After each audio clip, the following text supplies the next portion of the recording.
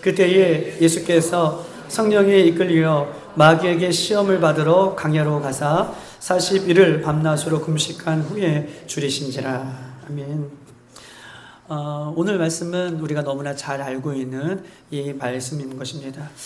예수님은 몇 살까지? 30살까지 예수님께서는 나사렛이라는 동네에서 예수님이 함께 지내셨습니다. 그런데 보면 안타까운 것은 예수님께서 30살까지 나사렛이라는 동네에 함께 살고 계셨음에도 불구하고 나사렛이라는 동네의 사람들은 예수님이 누구신지 몰랐어요. 예수님이 유대인들에게 함께 있었음에도 불구하고 유대인들은 정말 예수님이 누구신지, 하나님의 아들이신지 또 구원자이신지 메시아인지 유대인들이 알지 못했던 것처럼 예수님이 육신의 몸을 입고 나사렛이라는 동네에 살고 있음에도 불구하고 거기서 인정을 받지 못해요. 거기서 사람들이 예수 그리스도를 알아주지 못합니다. 그래서 예수님은 30살까지 살았던 모든 것을 털고 지금 세례 요한에게 가서 세례 요한에게 뭐라고 얘기하시냐면 나에게 세례를 베풀어 달라라고 요청을 합니다. 예수님께서 세례를 요청해 달라라고 하는 세례 요한의 세례는 어떤 세례입니까? 물 세례죠. 세례 요한이 베푸는 세례는 물 세례예요. 물 세례는 무엇입니까? 죄인들이 회개하고 받는 세례가 세례 요한의 세례예요. 세례 요한의 세례는 여러분 잘 들어보세요. 세례 요한이 광야에서 외치면서 요단강에서 세례를 베풀었던 물 세례는 죄인이 회개하고 받는 세례예요. 그리고 죄인을 통하여 물속에 들어갔다가 물속에 나무로 세례를 베풀었던 세례 요한의 세례가 물 세례입니다. 그런데 예수님께서 나사렛이라는 동네를 빠져나오고 자신을 알아주지 않고 자신을 몰라보는 그곳에서 툭툭 털고 일어나셔서 세례 요한에게 가셨어요. 그리고 세례 요한에게 그 물 세례를 요청하십니다. 예수님은요, 죄가 없으신 분이에요. 세례 요한에게 물 세례를 약속하신 것은 물 세례를 베풀라라고 말씀해 주시는 이유는 죄가 없으신 예수님이 저와 여러분의 죄를 대신하여 물속에 들어가심으로, 물이 뭐예요? 물, 사망, 죽음에 들어가시고 죽음에서 물속에 다시 나옴으로 우리에게 죄와 사망의 권세를 이기게 하시려고 예수님은요, 친히 죄가 없으신 예수님이 죄인들이 받는, 회개하며 받는 요한의 물 세례를 죄가 없으신 예수님이 우리의 죄를 대신하여 요한의 세례를 받으신 거예요. 예수님이 요한의 세례를 받으신 것은 이런 깊은 은혜가 있어요. 저와 여러분을 대신하여 물속에 잠기시고 물속에서 다시 일어나심으로 물속에서 다시 나오시면서 물이 갖고 있는 상징 사망과 죽음과 죄를 대신하여 이기심을 예수님께서 우리에게 보여주신 것입니다. 여러분 보세요. 물 세례를 받고 나올 때에 마태복음 16장 17절의 이야기 내용인 거예요. 3장 16절에서 17절의 내용인 거예요. 물 세례를 받고 나올 때에 여러분 보세요. 초자연적인 역사가 일어납니다. 예수님께서 물 세례를 받고 일어나실 때에 뭐가 열려요? 뭐가 열려요? 하늘이 열렸어요. 하늘이 열리고 성령님께서 그 예수님이 물세례를 받고 올라오시는 예수님 머리 위에 성령의 기름 부으심과 성령의 충만함이 임하시는데 뭐가 임해요? 그 형상이 그렇죠. 비둘기가 막 쏟아지는 것처럼. 사도행전 2장은 불이 혀에 갈라지는 것처럼, 혀처럼 갈라지는 것처럼. 그런데 예수님은 물세례를 받고 올라오실 때, 물 위로 올라오실 때에 초자연적인 현상이 일어나요.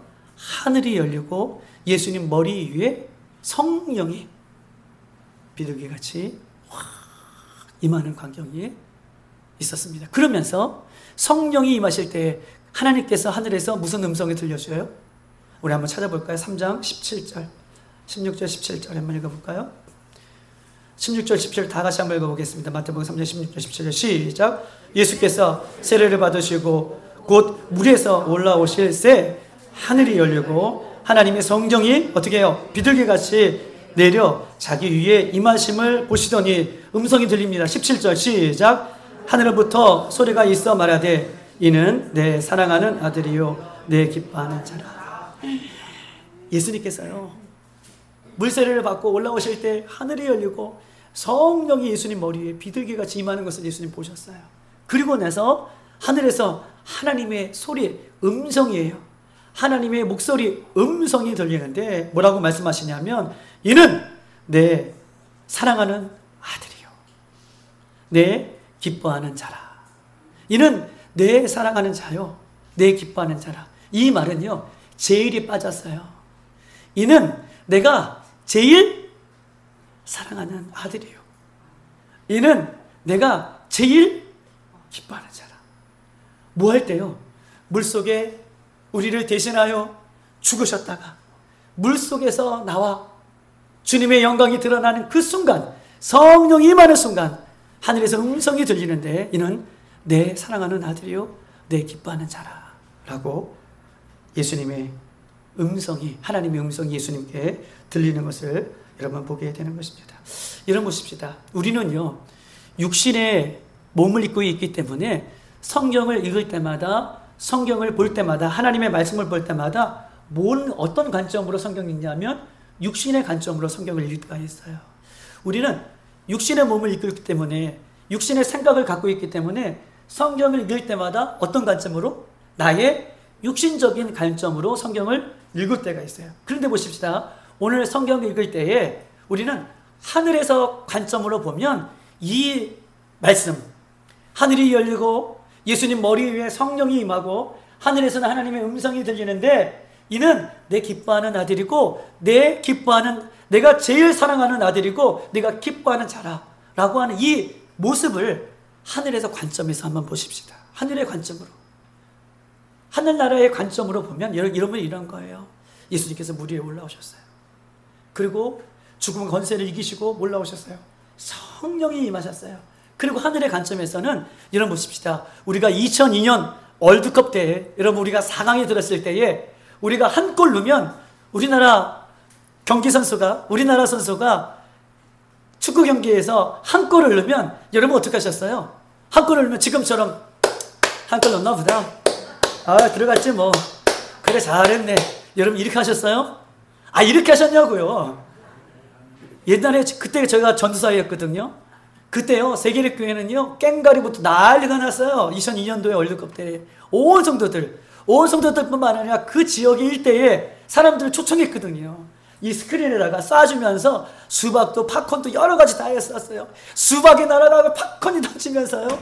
그때 저만 2002년 그걸 봤나요? 우리 그때 TV가 없으셨나요? 아니 어떠셨냐고요? 발말 뛰었잖아요. 소리 질렀잖아요. 그렇죠? 여러분 하늘의 관점에서 볼 때는요 예수님께서 성령이 비둘기같이 임할 때 하늘에서 음성이 들리는데 하나님이 내 사랑하는 아들이다, 내 기뻐하는 자다 라고 했을 때 하늘의 관점에서 보면 천군 천사가요 세례를 받고 올라오시는 예수님, 우리 죄를 위해서 죽으셨다가 일어나시는 예수님, 내 사랑하는 아들이고 내 기뻐하는 자라 라고 얘기할 때에 하늘에 있는 영적인 천군과 천사들이 환호하며 기뻐하며 즐거워하며 맞습니다 주님, 맞습니다 예수님 너무 귀하십니다, 하나님의 아들이십니다, 하나님께서 가장 사랑하는 기뻐하시는 자입니다 라고 어떻게 해요? 하늘에서 관점에 봤을 때는 이 말씀이요 그냥 하늘에서 음성이 들렸다, 내 사랑하는 아들이다 이런 차원이 아니라는 거예요. 우리는 육신의 차원으로 봤을 때는 이 말씀이 그대로 감흥없이 들리지만 하늘에서 관점에서 봤을 때는 이 말이 얼마나 귀한 말씀인지 몰라요. 여러분 보십시다. 히브리서 12장 1절에는 이렇게 써 있어요. 우리가 잘 알고 있는 말씀이지만 그러므로 우리에게 구름같이 둘러싼 허다한 증인들이 있다. 우리에게 지금 허다한 구름같이 둘러싼 증인들이 여러분 가운데 있다는 거예요. 그러면서 뭐라고 얘기하냐면 모든 무거운 것과 얽매이지기 쉬운 죄를 벗어버리고 경기를 하면서 우리에게 놓여있는 무거운 짐과 또 무거운 죄들을 이 무거운 짐과 무거운 죄들이 있음에도 불구하고 믿음으로 경주를 하는, 지치지 않고 포기하지 않고 뒤로 물러서지 않고 무거운 짐과 무거운 죄를 어깨에 메고 있음에도 불구하고 달려나가는, 경주하는, 믿음의 경주를 싸우고 있는 저와 여러분들에게, 오늘 이 예배하고 있는 저와 여러분들에게 구름같이 허다한 증인들이 하늘에서 천군과 천사와 함께 뭐가 있다는 거예요. 응원하고 있다는 거예요. 환영하고 있다는 거예요. 이렇게 천군과 천사 하늘에서 내 사랑하는 아들이다, 내 기뻐하는 자라 라고 할 때에 하늘에서는요 잔치가 벌어지고 지금 큰 은혜와 영광이 가득한 것을 보게 돼요. 근데 그 모습이 우리에게도 동일해요. 우리가요 예수님을 믿음으로 우리가 바라보고 믿음의 경주를 하고 있는 그 모습들이 나 혼자 믿음의 경주를 하는 것 같지만 허다한 증인들이, 구름같이 허다한 증인들이 하늘에서 여러분들을 향해 응원하고 있고 기뻐하고 있고 영광 가운데에 여러분 바라보고 있다. 이것만으로도 우리가 소망이 넘치는 우리가 되기를 소망합니다. 이것만으로도 우리가 기쁨이 넘치는 우리들이 되시기를 주님의 이름으로 축복합니다. 하나님께서 늘 언제나 변함없이 예배를 묵묵히 지키고 믿음을 지키고 믿음의 경주를 인내하며 달리는 여러분들을 향하여 천군과 천사들과 함께 봐라 내 사랑하는 아들들이다, 봐라 내 기뻐하는 아들들이라. 제 말씀이 아니라 하늘에서는 그렇다는 거예요. 우리 육신적인 눈으로 봤을 때는 우리 전사님 말씀 잘하셔서 기도 잘하셨어요. 우리 육신적으로 볼 때는 우리는 연약한 모인 것 같고 우리는 적은 것 같고 우리는 아무것도 안 하는 것 같지만 하늘의 관점에서 볼 때에는 믿음을 지키고 예배를 지키고 신앙생활을 하는 여러분들을 향하여 어떻게 하는 거예요? 봐라 우리 빌라델피아 성도들을 봐라, 내 사랑하는 아들이다, 내 사랑하는 딸이라, 내가 기뻐하는 자들이라 라고 하나님께서 천군과 천사와 함께 기뻐하신다는 것을 여러분 믿으시길 바랍니다. 여러분 믿으시길 바랍니다. 이 이야기가 여러분의 이야기가 되시길 바랍니다. 이 이야기가 우리에게 도전이 되는 말씀이 되기를 소망합니다. 하나님께서는 하늘의 관점에서 우리를 이렇게 바라보시고 계신다라고 하는 것입니다. 여러분 보십시다. 예수님이 세례를 받으시는 순간 보세요. 하늘이 열렸어요. 그리고 성령이 비둘기같이 임했습니다. 여러분 예수님은요 하나님의 아들이십니다. 할렐루야. 그런데 보세요. 예수님도 물에서 나오는 순간 성령님이 임하였다. 이 말은 무슨 말일까요? 예수님도 머리 위에 비둘기같이 성령님이 왜 임하셨을까요? 왜 임하셨을까요? 예수님은 하나님의 아들이세요. 예수님이 능력이 있으신 분이에요. 그런데 보세요. 오늘 이 말씀만 오늘 예수님이 그 머리 위에 성령이 임하셨다라고 분명하게 우리에게 이야기하고 있어요. 예수님이 성령의 능력을 왜 입으셨을까요? 예수님 머리 위에 성령이 왜 임하셨을까요? 여러분 보십시다. 왜 임하셨을까요? 답하시는 분들 답해보세요. 왜 임하셨을까요? 성령님이 임하셔야 하니까. 아 그래. 성령이 임하셔야 하니까. 또 증거. 또 한 사람만 더.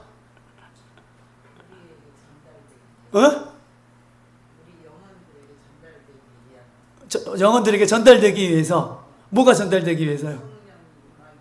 성령님이 우리에게도 임하기 위해서. 아 그랬군요. 여러분 보십시다.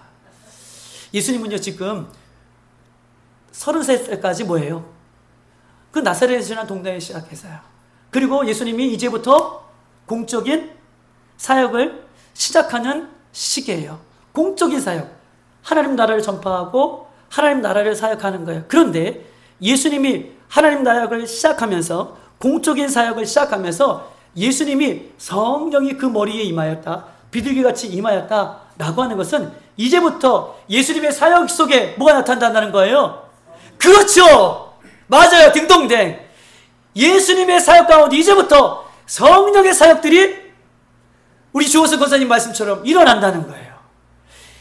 그전에는 육신적인 모습으로 살았다면 이제는 예수님도 이제부터 예수님 사역 가운데 성령의 사역이 일어나기 시작했어요. 뭐가 일어나요? 기적이 일어났습니다. 할렐루야. 병이 치유됐습니다. 할렐루야. 가는 곳마다 사탄의 권세가 무너졌습니다. 할렐루야. 오병이의 기적이 일어났습니다. 할렐루야.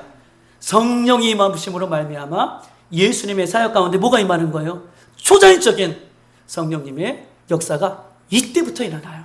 4장부터 일어나요. 그 전장에부터는 성령님의 역사가 일어났다는 장면이 한 번도 없어요. 예수님의 머리 위에 성령이 임하신 것은 뭐예요? 예수님의 사역이 지금부터 성령의 사역임을 우리에게 말씀하고 계시는 것입니다. 사랑하는 여러분, 우리 교회에도 성령의 충만함이 우리 교회에 늘 있었습니다. 그런데 성령의 충만함은요, 그 충만함은 현재 진영의 행위라고 말씀드렸어요. 매일매일 받는 것이 성령의 충만함이에요. 오늘 예배를 통하여 그 성령의 충만함, 성령의 그 은혜, 성령의 그 인치심, 성령의 그 기름 부으심, 예수님에게도 임했다면, 예수님도 받으셨다면, 여러분, 우리는 더 많이 받아야 되지 않겠습니까? 우리는 더 충만하게 받아야 되지 않겠습니까? 할렐루야! 그 모습을 보여주고 있는 거예요. 예수님이 성령의 기름 부으심을 받으시고 그때부터 무슨 사역을 하셔요? 성령의 능력의 사역을 감당하셨다. 오늘 성령의 충만함을 사모하는 여러분들에게도 성령의 충만한 기름 부으심이 우리 가운데 있기를 주님의 이름으로 축복합니다. 여러분 보십시다. 성령의 충만함과 성령의 기름 부음을 받고 인생에 바뀐 사람들이 얼마나 많은지 몰라요. 두 사람만 소개하고 계속 말씀을 한번 이어가겠습니다. 여러분, 성령의 기름 부으심과 성령의 충만함을 받고 변화된 사람들이 있습니다. 여러분 보십시다. 베드로, 예수님의 수요 제자였어요. 로마 군병이 예수님을 끌고 제사장 앞으로 달려갔습니다. 그리고 거기서 신문을 하죠. 근데 베드로는 두려워서 그 앞에 가지도 못하고 저 뒤에서 어떻게 해요? 예수님이 어떻게 신문을 당하고 어떻게 고난을 당하시는지 저 뒤에서 바라보고 있었어요. 그때 한 계집아이가 너도 예수님을 따라다녔던 그 도당이다. 예수님과 함께 했던 사람이지? 라고 얘기했더니 몇 번을 부인해요? 3번을 부인해요. 그리고 3번째는 뭐라고 얘기해요? 몰라요? 저주하고 맹세하잖아요. 내가 저주하고 맹세하는데 나 정말 모른다. 나 저 사람 모른다. 여러분, 저주하고 맹세한다. 이 표현은 굉장히 무서운 표현이에요. 여러분 보십시다. 내가 예수님을 정말 모르는데 혹 내가 요만큼이라도 아는 거 있으면 저주하고 맹세한다. 나에게 여러분 저주는 뭐예요? 맹세한다는 건 뭐예요? 그 저주는 죽음을 얘기해요. 내가 죽어도 족하다라고 하는 이야기를 저주하며 맹세하는 거예요. 여러분 이게 얼마나 무서운 얘기입니까? 자기의 생명을 걸고 나는 죽어도 좋다. 근데 예수님을 알았어요? 몰랐어요? 예수님을 알죠. 예수님 믿고 따랐던 사람이죠. 그런데 그 얘기가 끝나자마자 닭이 울더니 예수님께서 네가 나를 3번 부인하리라 라고 하는 얘기가 떠올랐어요. 그리고 밖에 뛰어나가면서 그는 울고 회개하였습니다. 그럼에도 불구하고 마음이 컬컬한 게 있는 거예요. 그리고 어디로 귀향해요? 갈릴리 바다로 귀향해서 다시 그물을 짚는 인생으로 살아요. 다시 그물을 짚는 인생으로 살아요. 그 전까지는 뭘 못 받았어요? 성령을 못 받았어요. 다시 옛 모습으로 돌아갔어요. 그물 짚는 옛 모습으로 돌아갔어요. 뭘 못 받았어요? 성령을 받지 못한 상태예요. 그런데 보세요. 예수님이 요한복음 21장에 그 헛구물질을 하고 있는 그 베드로를 찾아가 만나주세요. 누가 만나주세요? 부활하신 예수님이 만나주세요. 그리고 부활하신 예수님과 40일 동안 함께 계시다가 부활하신 예수님 뭐라고 말씀하셔요? 내가 하늘로 올라가면 너희는 성령을 말씀해 보세요. 내가 하늘로 올라간 이후에 너희들은 뭘 기다리라? 성령을 기다리라. 그래서 120문도가 사도행전 2장에 성령을 기다려요. 그리고 그때에 성령이 각 사람에게 임하여 오순절날 성령이 각 사람에게 임해요. 그리고 각 사람이 다른 방언으로 성령이 충만하여서 말하는 것을 그 당시 오순절을 지키기 위하여 유월절을 지키기 위해서 각 지역에서 수많은 유대인들이 예루살렘에 모였어요. 그런데 예루살렘에 모인 유대인들이 각 사람의 각 지역의 방언으로 말하는 그 성령 충만한 베드로와 그의 제자와 120문들을 보고 어떻게 했다고 얘기해요? 예루살렘이 어떻게 했다고 얘기해요? 그렇죠. 소동했다고 얘기해요. 진동했다고 얘기해요. 지금요, 문제가 생겼어요. 소동할 정도로 문제가 생기고 진동할 정도로 유대인들이 말하기에 다른 방언으로 말하고 다른 언어로 말하고 성령에 충만한 사람들을 보고 예루살렘 사람들이 어떻게 해요? 요동쳤어요. 문제가 생겼다고 얘기했어요. 각 사람들이 지금 막 입소문이 지금 나는 상태예요. 여러분 보십시오. 그때에 여러분 보세요. 성령의 충만함을 받은 베드로가 11사도와 함께 일어나서, 여러분 예전에 베드로가요 성령 받기 전에는 뭐 했어요? 예수님을 맹세코 모른다, 나 절대 모른다, 너 저주받아 좋다 라고 했던 그 베드로가 온 유대인들이 지금 예루살렘에 소동이 일어났어요. 지금 모든 사람들이 성령 충만한 사람은 주목하고 있는 상태예요.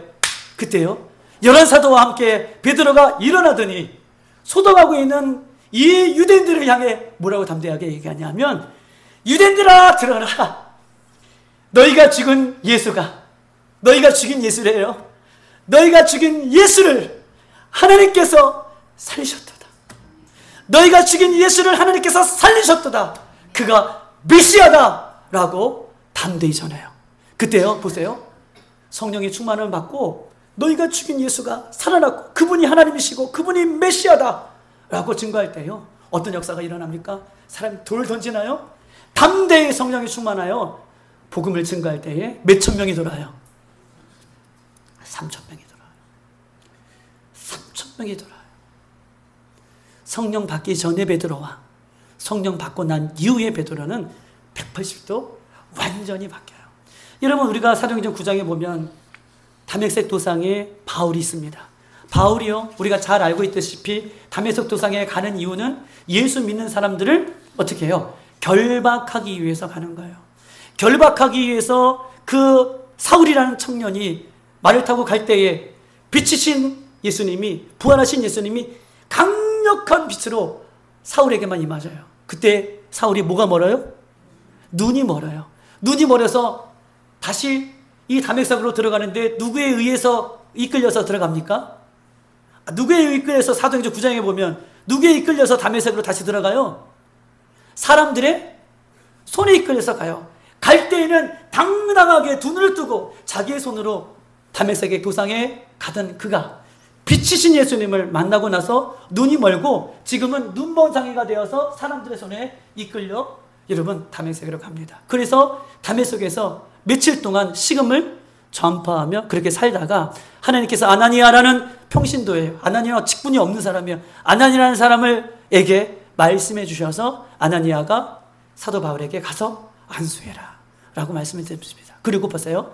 사도행전 9장에 보면 아나니아가 하나님 말씀에 순종하여 사울을 찾아가서 안수할 때에 뭐가 임합니까? 안수할 때 거기에 성령이 임하는 것을 보게 됩니다. 우리 사도행전 9장 17절 한번 찾아보십시다.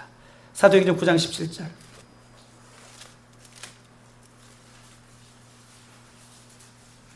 (202쪽에) 있습니다.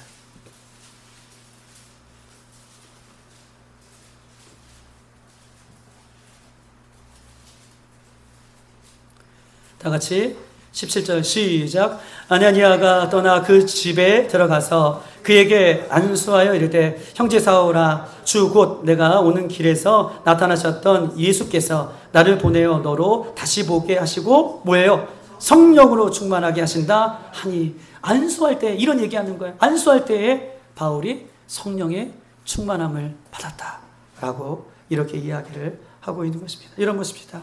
성령의 충만함을 받고 사도 바울이요 어떻게 했을까요?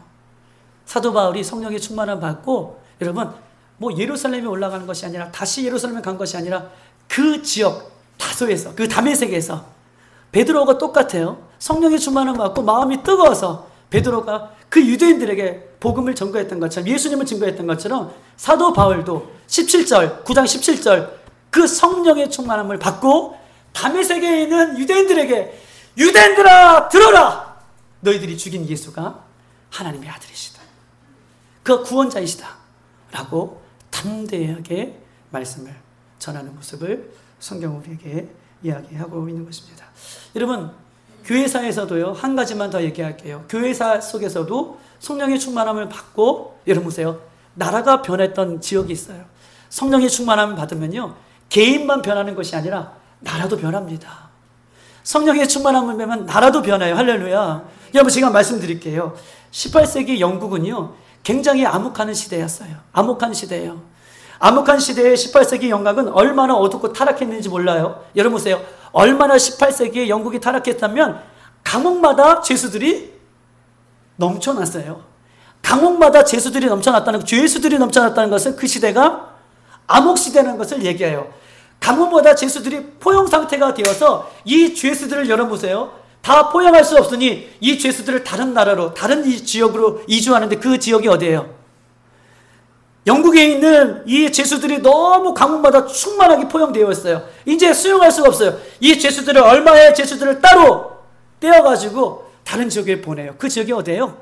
호주죠. 지금의 호주가 그렇게 해서 나라가 세워지는 거예요. 그렇게 해서 나라가 세워진 나라가 호주예요. 영국의 그 암흑한 시대에 감옥마다 죄수들이 충만한데 그 죄수를 귀양시킨 지역이 호주예요. 그렇게 지역에서, 영국에서는 그렇게 어두운 시대를 겪었던 때가 18세기입니다. 그런데 보십시다. 한 청년이 일어나요. 한 청년이 이런 암흑한 시대에 자기가 얼마나 죄인지를 깨닫고 그가 괴로워하고 금식하고 기도할 때에 그에게 성령이 임합니다. 성령의 기름 부으심이 그에게 임하였어요. 그리고 성령의 충만함 받은 그 사람이 암흑한 그 시대 속에서 거리에 나가 복음을 증가하기 시작했습니다. 그 이름이 우리가 잘 알고 있는 휘필드, 또한 존 웨슬레라고 하는 청년들이 그 암흑한 시대에 성령의 충만함을 받고, 여러분, 거리마다 나아가서 외치기 시작했어요. 그 외침의 소리는요, 우리 하나님이 천군과 천사와 함께 들으십니다. 그리고 18세기의 그 암흑한 시대에 다시 영국이 종교개혁을 이루는 복음의 시대를 열게 되는 그런 모습을 하나님 보게 되는 거예요. 여러분, 성령 충만한 그 한 사람이, 성령 충만한 그 몇 사람이, 성령 충만한 그 청년들이 성령 충만한 외칠 때에 하나님께서 성령의 은혜로 그 나라를, 영국을 새롭게 했다는 것을 보게 돼요. 여러분, 영국이니까 감이 안 오시나요? 그럼 우리나라 얘기해 볼게요. 여러분, 1958년도 5월 18일 날, 여러분 잘 알고 있는 최자실, 그때 전사님이었어요. 최자실. 1958년도 5월 18일 최자실 전사님이 자기의 집 거실에서 예배하다가 성령의 충만함을 받아요. 그리고 나서 그때 당시에 조용기 전사님과 함께 어떻게 해요? 여의도 순복음교회가 태동되는 역사가 그때부터 일어나는 거예요. 최자실 전사님이 자신의 거실에서 기도하다가 성령의 충만함으로 지금 세계에서도 가장 유례가 없는 여의도 순복음교회가 성령의 충만함을 받고 그 한 사람 두 사람을 통하여 태동이 되고 시작되었다라고 이렇게 말씀하고 있는 것입니다.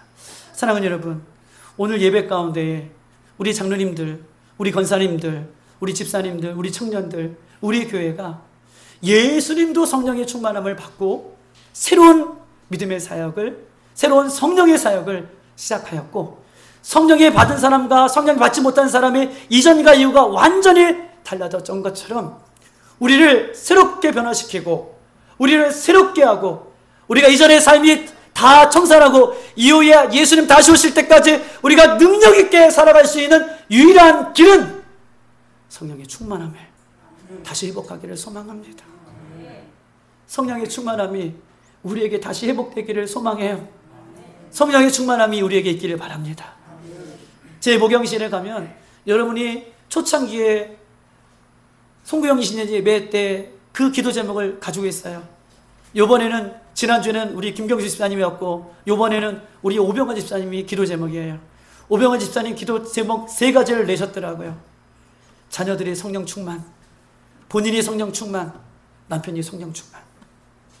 여러분, 그 소원을 이루신 분이 누구세요? 하나님이 그렇게 이루실 줄 믿습니다. 예수님이 성령 충만을 얻으셨어요. 그리고 하나님 앞에 쓰임받았던 사람들도 성령 충만함을 받고 사역에 임했던 그 모습이 우리 교회 가운데 여러분 임하시기를 주님의 이름으로 축복합니다.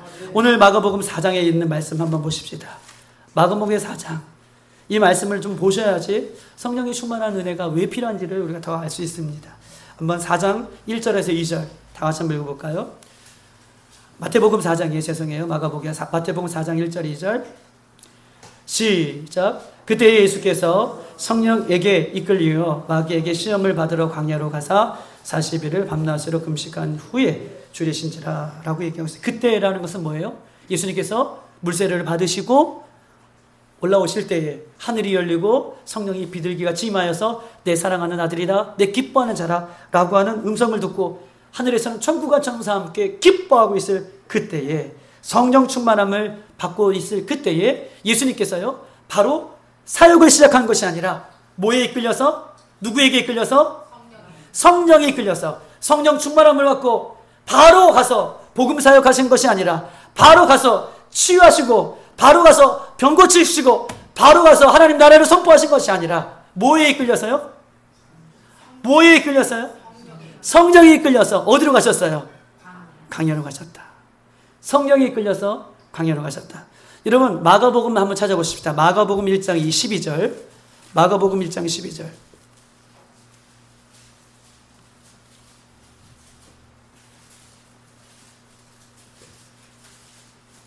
다 같이 한번 읽어볼까요? 시작. 성령이 곧 예수를 광야로 몰아내십니다. 누가 몰아내셨어요? 성령님이 예수님을 광야로 몰아내셨어요. 마가복음 1장 12절 1장 12절에 성령의 충만함을 받고 예수님이 성령에 이끌려서 마태복음은 강연으로 가셨는데 마가복음은 더 자세하게 묘사하고 있어요. 성령 충만함 받으신 예수님이 성령이 예수님을 어디로 몰아넣으셨어요? 광야로 몰아넣으셨다 라고 이렇게 이야기를 하고 있는 것입니다. 여러분 왜 예수님이 성령 충만 받고 광야로 가셨을까요? 왜 성령님은 예수님을 광야로 몰아넣으셨을까요? 이 말씀이 오늘 가장 중요한 핵심적인 말씀이에요. 이 말씀을 알아야 우리가 왜 성령이 충만함을 필요한지를 우리가 오늘 본문을 통해서 알 수 있는 것입니다. 왜 성령이 충만함을 받고 성령님은 예수님을 광야로 몰아넣었을까요? 또 광야로 인도하셨을까요?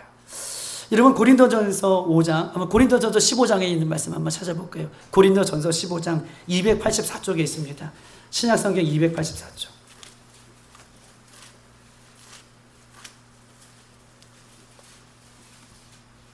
죄송해요. 제가 흥분하면 안 되는데 목소리가 자꾸 커지네요. 죄송해요. 너무 시끄럽게 듣지 마시고 아멘 듣지 마시고 성령의 충만함을 받으시길 바랍니다. 15장 45절이에요. 15장 고린도전서 15장 45절 다 같이 한번 읽어볼까요? 284쪽 45절 시작. 기록된 바 첫사람 아담은 생명이 되었다 함과 같이 마지막 아담은 살려주는 영이 되었다니. 자, 45절 첫 사람 아담은 뭐가 되었어요? 생명이 되었다. 생명이 되었다는 것은 뭐예요? 살아있는 존재가 되었다는 거예요. 첫째 아담은 이 땅에 없는 존재가 아니라 생명, 살아있는 존재가 되었어요. 살아있어요. 살아있는 존재예요. 그런데 오늘 45절에 보면 둘째 아담은 누구예요?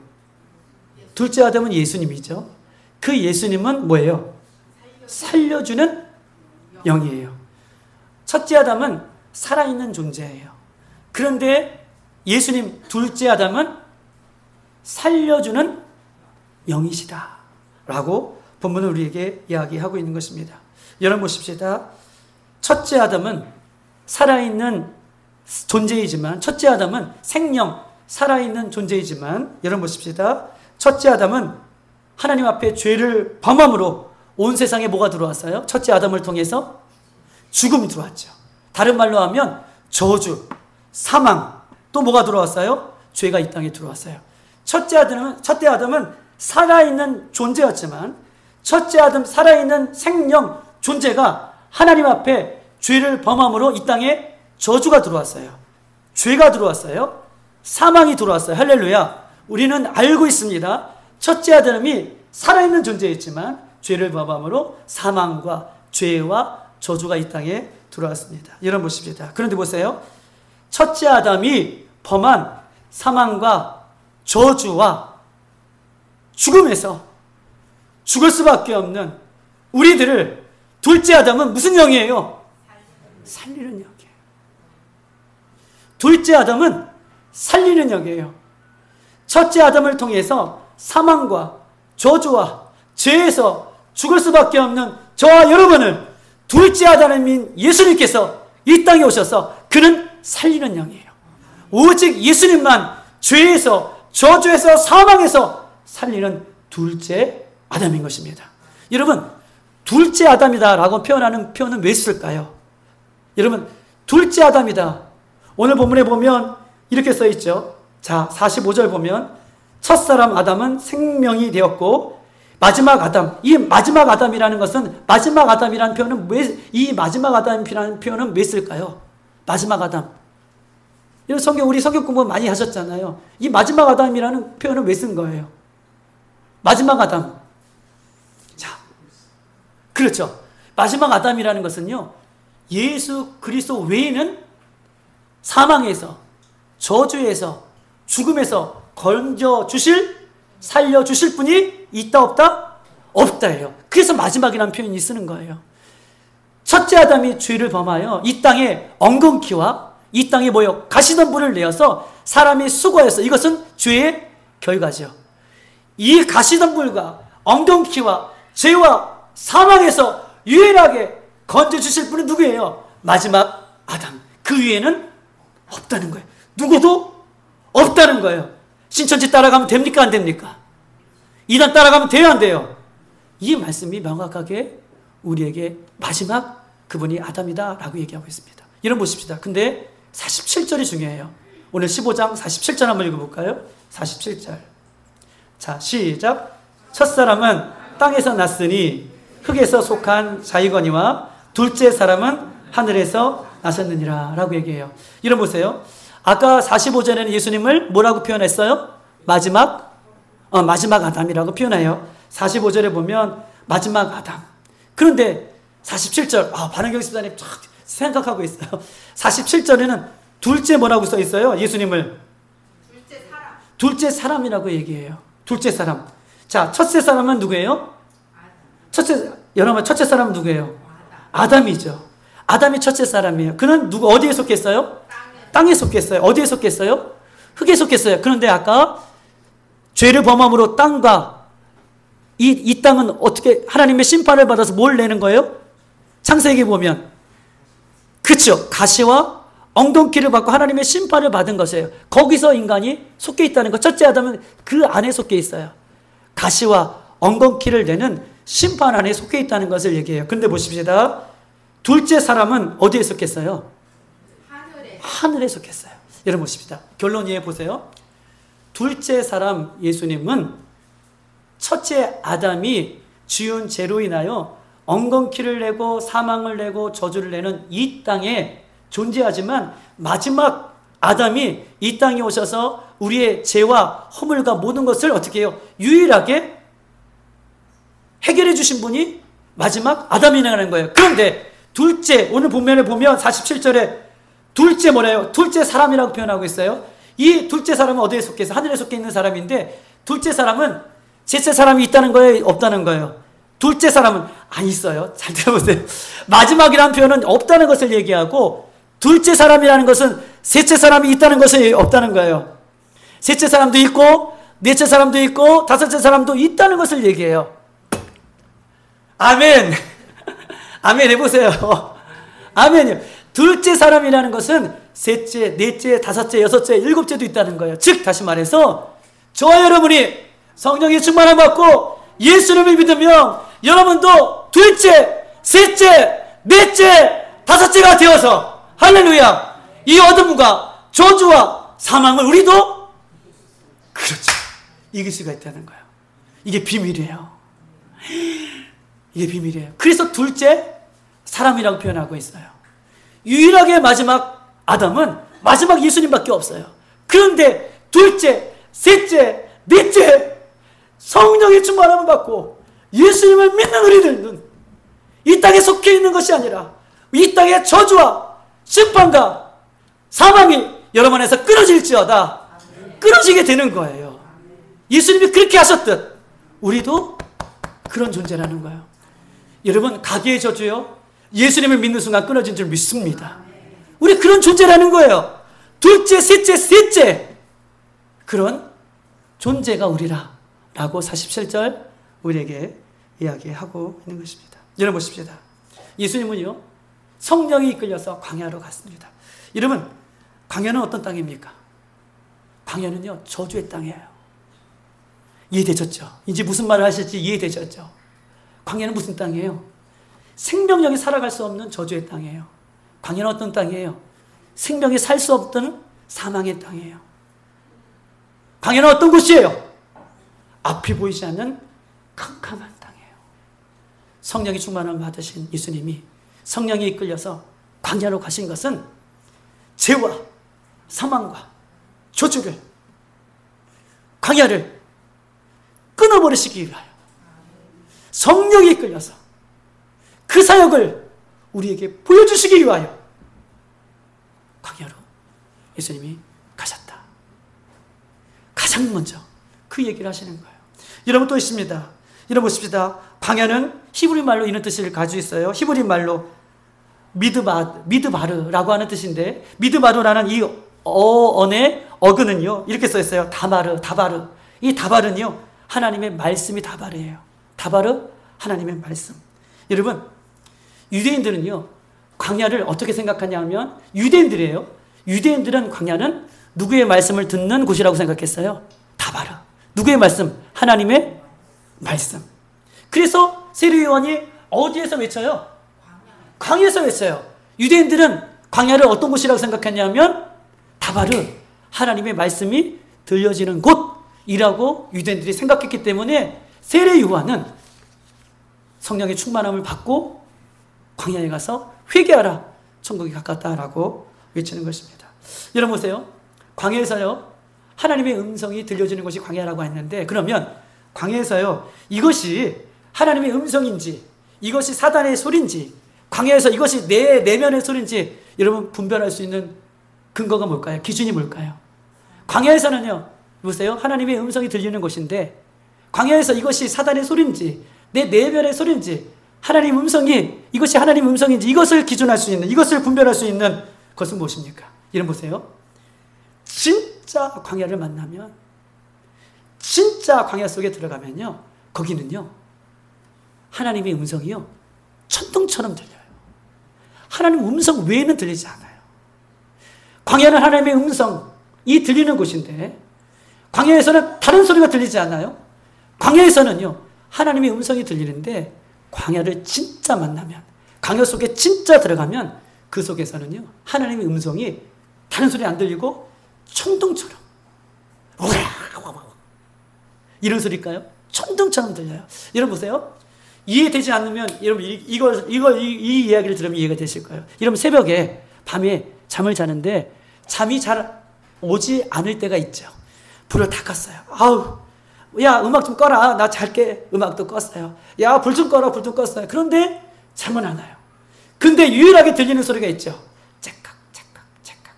무슨 소리예요? 시계 소리예요. 시계 소리가요, 째깍 들리는데 그 소리가 어떻게 들리세요? 아주 맑게 들립니까? 그쵸? 아주 조용한 곳에서 들려지는 그 시계 소리는 제가 듣기에는요, 철컥 들려요. 여러분 진짜 광야를 만나면 거기에서는 하나님의 음성이 어떻게 들리냐면 천둥처럼, 번개처럼 그곳에서 하나님의 음성이 우리에게 들려지는 것입니다. 사랑하는 여러분, 하나님의 시선은요, 예수님을 사랑하는 사람에게 항상 있어요. 하나님의 음성은요, 예수님을 사랑하는 사람들에게 천둥같이 하나님의 음성은 그들에게 들려집니다. 여러분, 지금 예수님을 사랑하면서도, 예수님 안에 있으면서도 여러분 광야를 만나셨습니까? 광야같이 죽을 것 같고 아무것도 없고 저주받은 것 같고 나는 왜 이 모양 이 꼴이라 라고 내 신앙은 왜 변하지 않는가 이렇게 광야를 여러분 만난 분들이 계십니까? 여러분 두려워하지 마세요. 불평하지 마세요. 그 광야는 하나님의 음성이 가장 그때야말로 철컥 철컥 천둥처럼 들리는 곳이 광야의 시간이다. 예수님이요 이 광야에서 하나님의 음성 사단아 뒤로 물러가라 떡과 뭐 여러 가지 있잖아요. 그 뒤에 물과 떡으로만 살 것이 아니라 하나님의 말씀으로 아멘. 그 하나님의 말씀을 붙들기 위하여 그 광야로 예수님이 가신 것임을 이야기하는 것입니다. 그런데 보십시다. 광야에 임하였는데 광야 유사품을 주시면 하셔야 돼요. 광야 유사품. 광야 유사품. 이런 보십시다. 내가 지금 예수 그리스도를 믿고 예수 그리스도를 사랑하고 신앙생활 열심히 하고 있는데도 불구하고 광야 같은 시간들이 나에게 왔어요. 그런데 보세요. 광야 같은 시간들이 왔는데 저 끝에 내 나름대로의 출구가 보여요. 저 끝에 내 나름대로의 빛이 보여요. 그러면 그것은 광야일까요? 광야가 아닐까요? 그렇죠. 전사님 광야가 아니에요. 여러분 진짜 광야는요 출구가 안 보여요. 빛이 안 보여요. 진짜 광야는 사방이 막혀 있어요. 진짜 광야는 아무것도 볼 수 없어요. 오직 하나님, 하늘. 이것만 바라보는 그 상황이 진짜 광야예요. 그 진짜 광야를 만났을 때 우리 주님은 천둥처럼 내가 너를 사랑한다. 내가 너를 기뻐한다. 라고 음성을 들려줄 뿐만 아니라 그때에도 주님을 찾는 자들에게 성령의 기름 부으심을 하나님께서는 우리들에게 베풀어 주시는 것입니다. 사랑하는 여러분, 지금 광야를 만나고 있습니까? 아니면 하나님께서 여러분들을 광야로 몰고 가고 계십니까? 여러분 지금 어디에 계십니까? 지금 어디에 들어가고 계십니까? 절망하지 마시고 낙심하지 마십시다. 광야에서는요 하나님의 음성이 천둥같이 들리는 거예요. 광야에서는요 사망과 저주와 광야 사망, 광야 저주, 광야 죽음. 광야에서는요 예수님이 광야를 이기시기 위하여 그곳에 가셨던 둘째 아담, 마지막 아담 둘째 사람이라는 것을 여러분 꼭 기억하시길 바랍니다. 사랑하는 여러분, 오늘도 광야를 믿음으로 통과하고 예수님만을 사랑하며 통과하는 여러분들에게 구름같이 허다한 증인들이 하늘에서 응원하며 천군 천사와 함께 여러분들을 맞이하고 있다는 사실을 기억하시고 오늘 광야 같은 이 시간 속에서 오직 하나님의 음성에 귀 기울이며 우리가 나아가 승리하는 저와 여러분 되시기를 주님의 이름으로 축복합니다. 이 시간 다 같이 한번 기도하도록 하겠습니다.